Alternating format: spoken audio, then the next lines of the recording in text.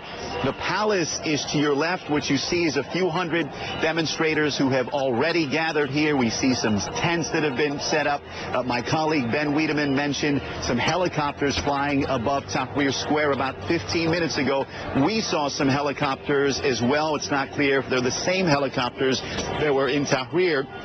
What we do not see on the ground, security officers, security officials, and that would seem to indicate that if the protesters at some point want to get at the palace, they have a shot at doing so. There is a very lengthy concrete barrier extending along the palace. That seems to be the only buffer holding back the protesters at this point. This mass demonstration is part of a campaign that started months ago with a petition drive. The campaign has raised, according to organizers, roughly 22 million signatures calling for new elections, calling for the president to step down. The president and his supporters are not backing down a short drive away. They have their own sit-in, Natalie, and the concern is throughout today, if these two groups cross paths, that certainly sets the stage for a violent showdown.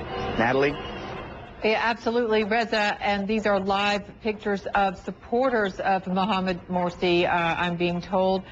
Let's talk about the tension there in that capital. You've been there many times, so has Ben Wiedemann, who we just spoke with. He talked about the fact that he's never seen it so tense. How would you characterize it?